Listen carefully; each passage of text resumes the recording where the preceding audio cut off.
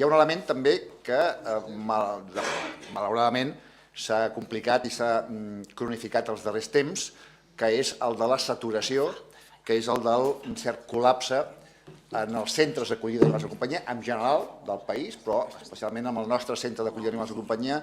municipal, que és un centre, com tots sabem, obsolet, petit, i que hauria de ser substituït per un nou centre d'acollida d'animals de companyia. En qualsevol cas, la situació que hi ha és de col·lapse i de saturació.